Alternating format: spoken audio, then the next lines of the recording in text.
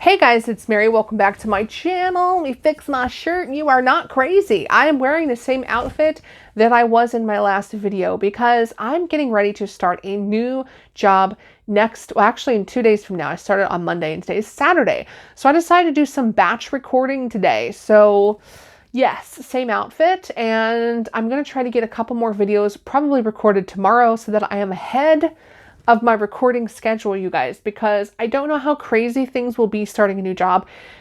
So far, it looks like it's pretty typical of a new job where it's a lot of training videos and meetings, but you never know. And so I want to make sure that I am free and clear to concentrate on learning the new position and being all ramped up and ready to go. So yeah, you guys get me wearing the same outfit. But today, I'm excited because we're going to do 5 random romance wrecks. Now, I've seen this done by a couple people before.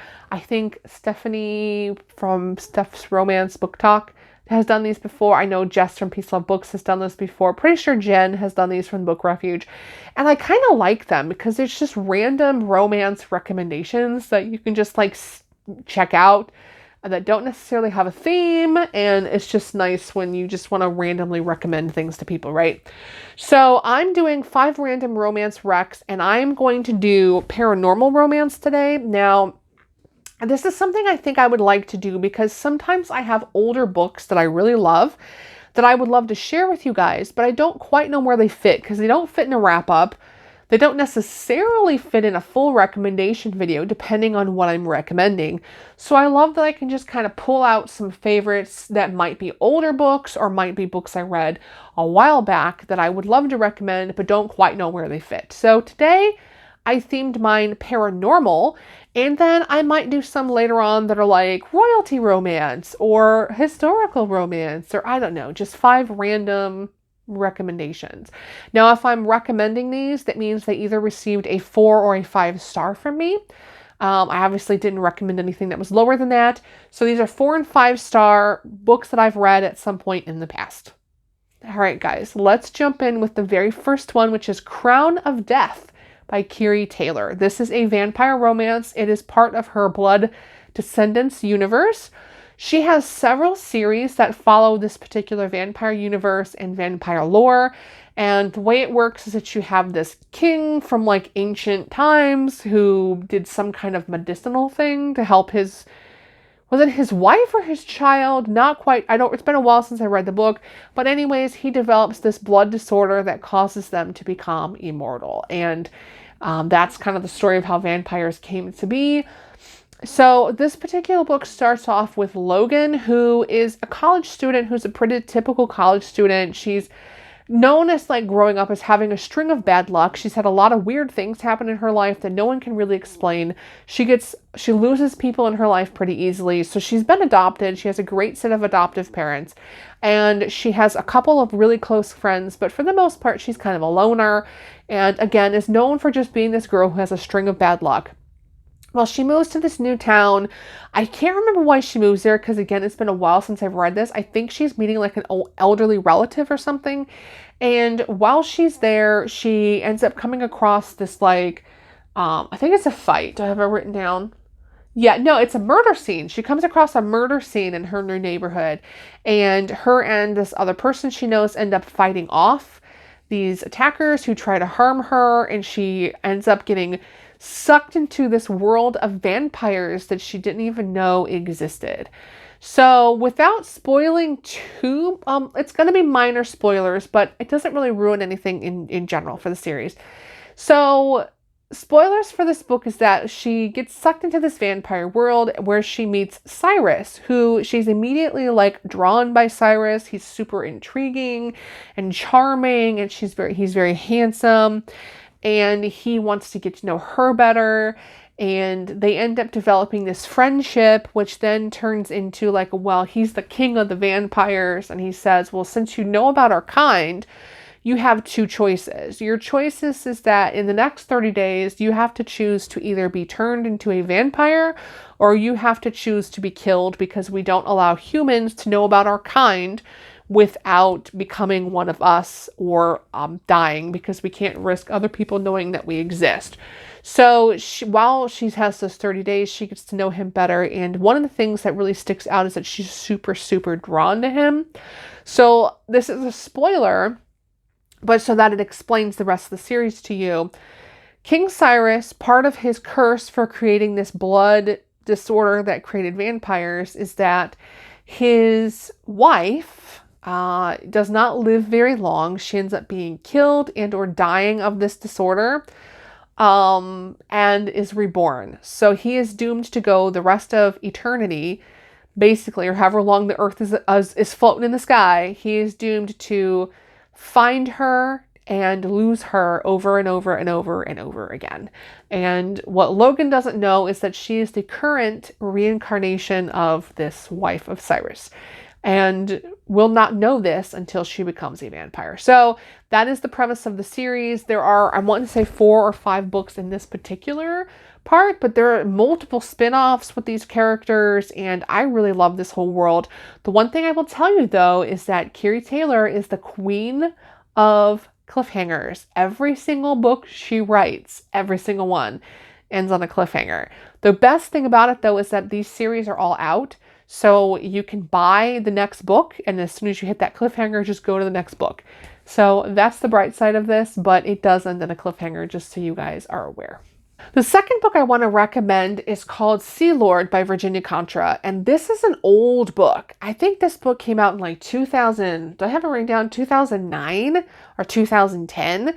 This book is actually the third of a series called the Children of the Sea series, and the first 2 books are okay. I think you can read them just to get a gist of the story and how it works. The first book is good. The second book, in my opinion, was kind of a dud, but this third book is by far my favorite book of the entire series. And I have reread this book multiple times. And like I said, it's been out for like over a decade now, and it's still one of my favorites that I remember. So in this particular series, it's Selkies. And I'm not sure how familiar you are with Selkies. You might remember the movie from, I don't remember when this movie came out, The Secret of Ronan. Is it Ronan-ish? Rowan-ish? It's based off the same Scottish folklore of up in these islands of Scotland, you have people who have the ability to shift into seals, and they come to the human land and they shed their seal skin. And while they're on the human land, they can walk around as humans. They come to fall in love and get to know the human world. And then when they're done, they take their seal skin back out to the ocean. They shift back into the seal. If they lose their seal skin, then they have to stay in human form forever. Because without your seal skin, you cannot turn. So this is that same folklore of people who turn into seals. And in this story, you have Lucy and Con. Lucy is raised on this island in the United States. Can't remember where they're at. East Coast, northern East Coast. I think it's Maine. And she has been raised near the ocean her whole life. She's drawn to the water, doesn't know why. But she is like 20 something years old, and she's just a quiet school teacher. She takes care of her elderly father. She lives at home with her books and her school children, and just enjoys a very quiet life and likes to be unassuming and just not mess with anything. But what she doesn't know is that she is the daughter of a Selkie and has the ability to shift. And so Con gets to know her and realizes that she's the answer to an ancient Selkie prophecy that will save their people. So he comes to kidnap her and take her to, I guess, this island off Scotland to teach her about her people. And I remember this book. It's a really, really good book. And I think one of the things I love about it is that Lucy is kind of described in this book as being very lonely, and her brothers are both married and moved out, and she's taking care of her dad who's an alcoholic. She doesn't feel like she belongs, you know, I don't belong anywhere, I don't fit anywhere, and she doesn't know why she feels that way. You later find out in the book that the reason she feels that way is because she's the Selkie and she's not with the Selkie people, but she doesn't know that. So it's really cool watching her kind of grow and become this strong person, and to see her personality really shine through at the end of the book. So I'm not sure. I don't know if this is actually on the ebook, but I know that your library probably would have a copy of this maybe. And I know that Amazon still sells the paperback. So I love this book. one of my favorites. The whole series is good, but really book number 3 is my favorite one in the entire series. Book number 3 is Fantasy Lover by Sherrilyn Kenyon. This is one you never hear talked about. So everyone talks about her Dark Hunter series and Acheron and all that. You know, she was known back in the day for that series. Everyone knows about Night Pleasures and all these other books that she read or that she wrote, but nobody ever talks about Fantasy Lover. So Fantasy Lover was actually, I think, her first romance novel that she wrote in this world.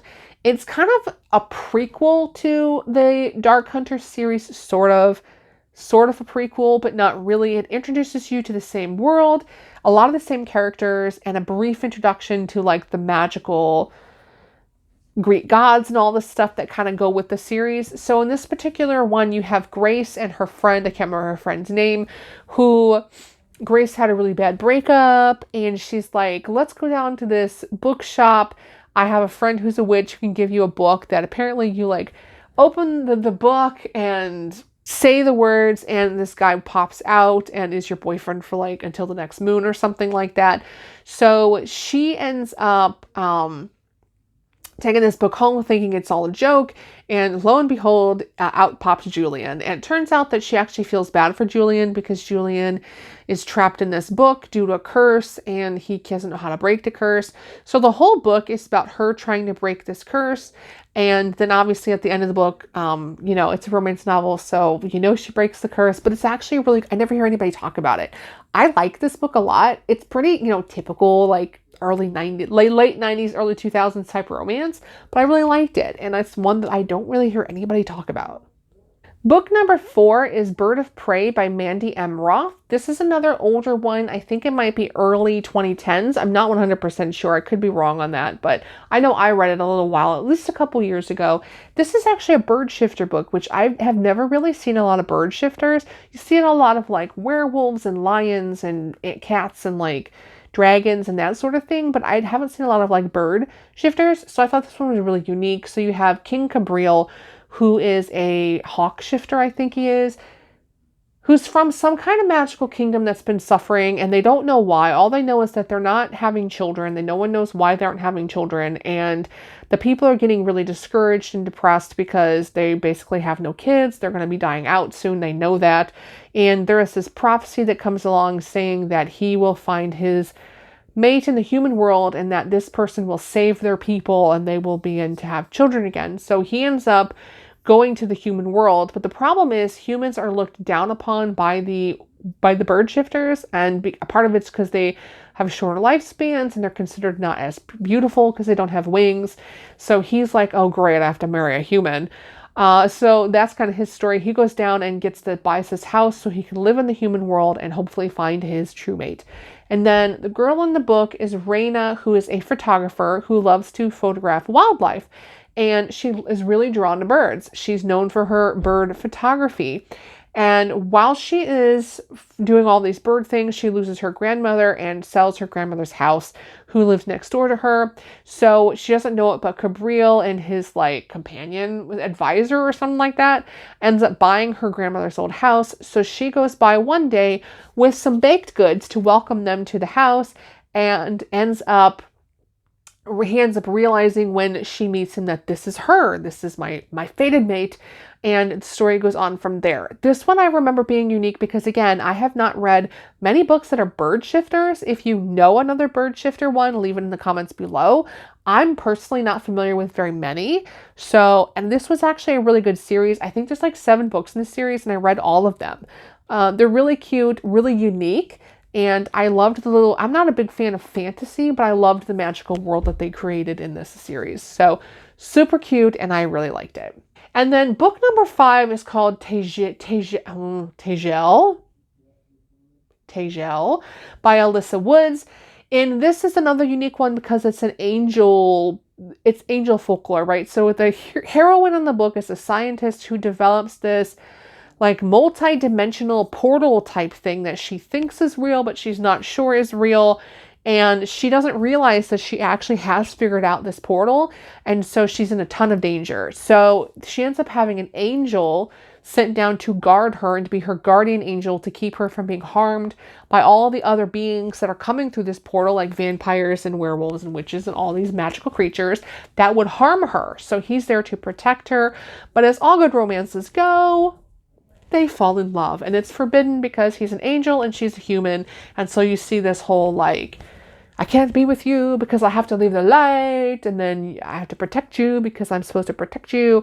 And I just remembered this again being a really good book. I didn't read the whole series. This is literally the only book I read, but I remember it because I enjoyed it. So this one was a good one, and it's a little bit different than some of the typical romances that I saw. So definitely check it out. This one is on ebook. I remember I have this one actually downloaded as an ebook, so it's really good. So anyways, those are my 5 random paranormal romance recs. I hope that you check them out. If you've read any of them, leave me a comment below. Let me know what you thought, because some of these are older.